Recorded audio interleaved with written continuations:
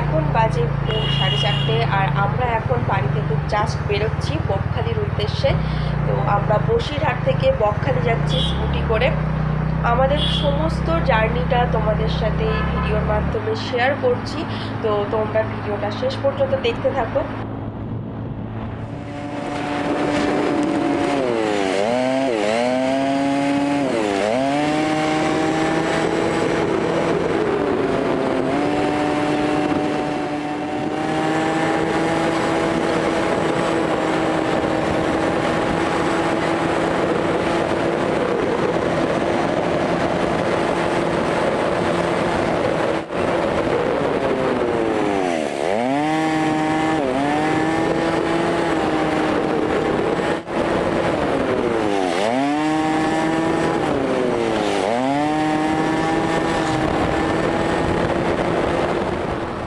বাড়ি থেকে বেরিয়ে বেশ কিছু দূর চলে এসেছি। রাস্তাঘাট প্রায় ফাঁকা বললেই চলে, আর রাস্তার কন্ডিশনও এখনো পর্যন্ত আমরা খুব ভালো পেয়েছি।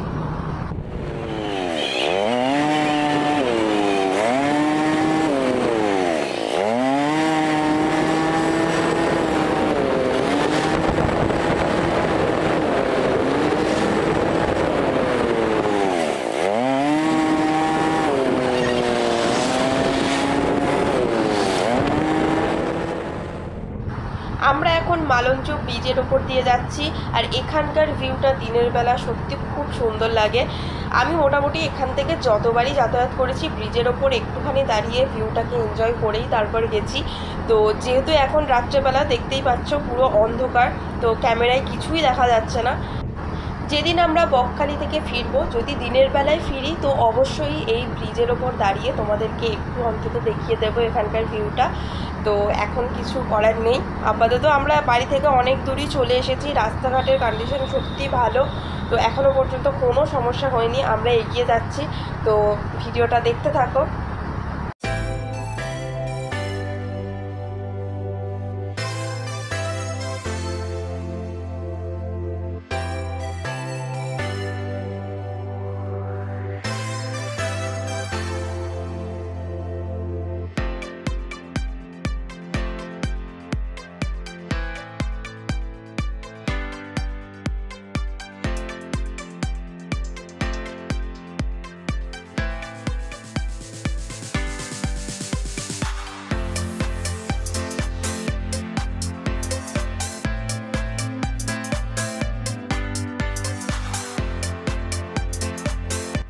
Good morning. দেখো সকাল হয়ে গেছে, তো কখন যে রাত থেকে সকাল হলো বুঝতেই পারলাম না। আমরা এখন শ্রীনগরে পৌঁছে গেছি। এই জায়গাটার নাম হলো শ্রীনগর। তো এখন প্রায় 8:30 বাজে। প্রচণ্ড খিদে পাচ্ছে, এবার একটু ব্রেকফাস্ট করতে হবে। অনেকক্ষণ থেকে রাইড করছি, কোনো জায়গায় এখনও পর্যন্ত রেস্ট নেওয়া হয়নি। তো আমরা ডিসাইড করেছি সামনে কোনো একটা ধাবাতে বা কোথাও একটা দাঁড়িয়ে আমরা ব্রেকফাস্ট করব, এবং সেখানেই আমরা কিছুক্ষণ রেস্ট নেব। বকখালি যাওয়ার আগে এই রাস্তাতে তোমাদের খুবই সাবধানে বাইক চালাতে হবে, এবং একদমই ওভারস্পিড করা যাবে না। দেখতেই পাচ্ছ বাঁদিকে পুলিশ দাঁড়িয়ে আছে, যদিও ফর্চুনেটলি আমাদেরকে দাঁড়াতে বলেনি। আর যদিও দাঁড়াতে বলেও কোনো লাভ হতো না, আমাদের কাছে হেলমেট আছে, কাগজপত্র সব ওকে। আর আমরা খুবই আস্তে আস্তেই স্কুটি চালিয়ে যাচ্ছিলাম। আমি অনেক ইউটিউব ভিডিওতে দেখেছি, ইউটিউবাররা বলেছেন যে এই রাস্তাটাতে পুলিশ দাঁড়িয়ে থাকে, ওভারস্পিড হলেই সাথে সাথে চালান হবে। যেহেতু এই ইনফরমেশানটা আমরা অলরেডি পেয়ে গেছিলাম, তো আমরা আগে থাকতেই অ্যালার্ট হয়ে গেছি, এবং আমরা পুরো রাস্তাটা খুব আস্তে আস্তেই স্কুটি চালিয়েছি, একদমই ওভারস্পিড করিনি। তো দেখো আমরা অনেকটা দূর চলে এসেছি, আর এখনও পর্যন্ত আমাদের খাবার কিচ্ছু জোটেনি। কোনো ভালো জায়গা পাচ্ছি না যেখানে দাঁড়িয়ে অ্যাটলিস্ট আমরা ব্রেকফাস্টটা করতে পারি।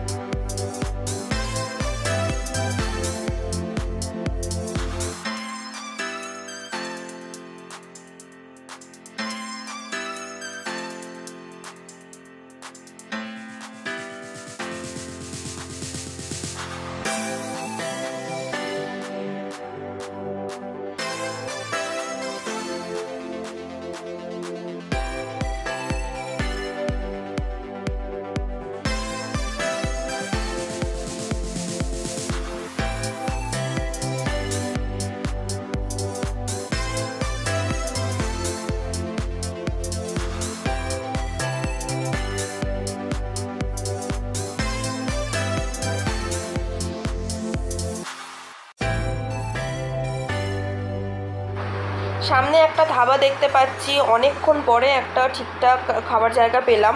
তো চলো আমরা ব্রেকফাস্টটা করে নিই ঝটপট।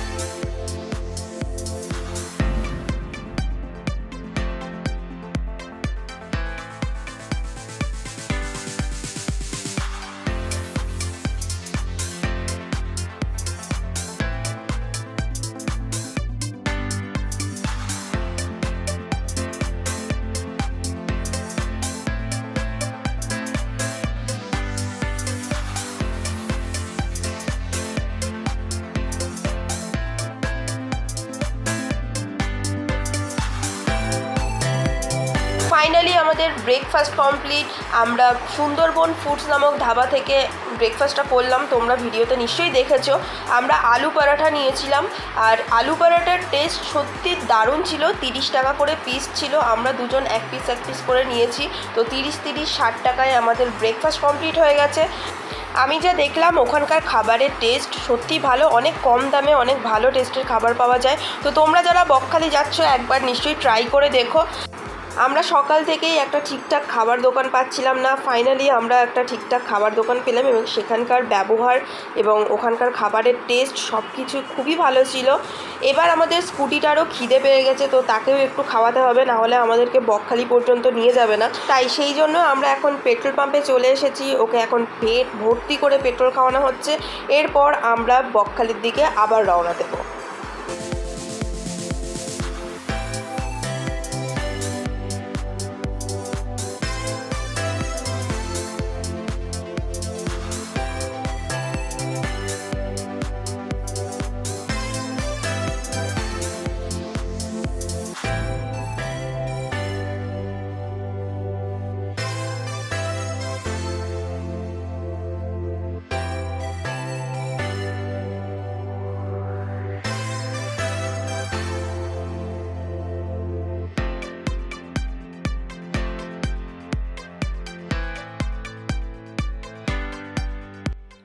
আমরা এখন নামখানা ব্রিজের উপর দিয়ে যাচ্ছি, আর ব্রিজের উপর থেকে ভিউটা সত্যি দারুণ লাগছে দেখতে, কিন্তু ক্যামেরায় ঠিকঠাক বোঝা যাচ্ছে না।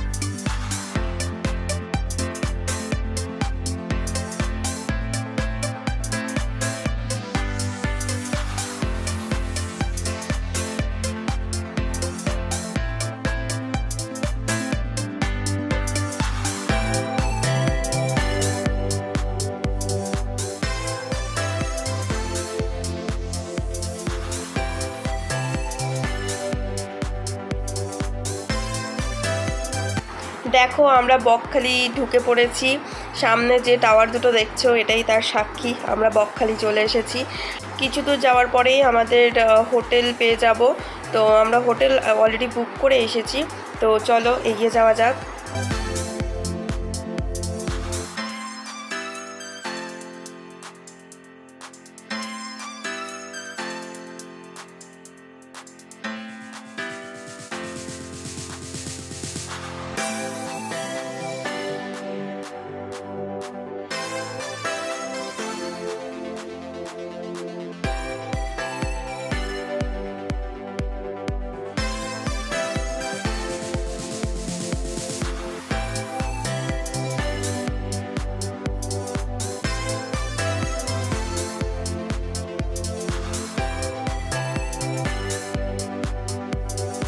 বকখালিতে ঢুকেই আমরা দুপাশে দেখছি প্রচুর প্রচুর হোটেল আছে।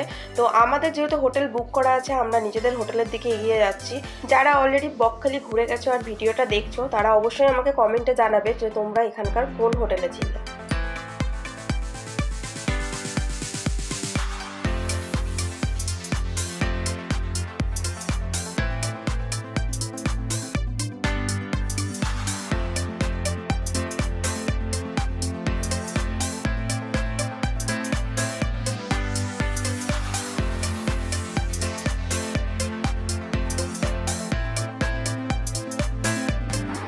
সামনে সোজা রাস্তাটা বকখালি বিচের দিকে গিয়েছে। আমরা লেফট সাইডে এখান থেকে যাব, কারণ আমাদের হোটেলটা ঠিক এর মধ্যেই আছে।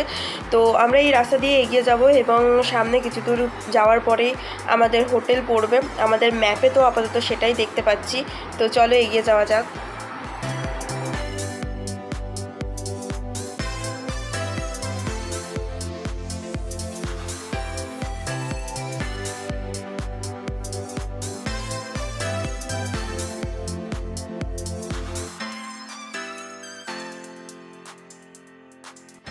হোটেলের লোকেশনটা এখানেই দেখাচ্ছে। এই হলো আমাদের হোটেলের মালিক। এই কাকুর হোটেলেই আমরা থাকবো।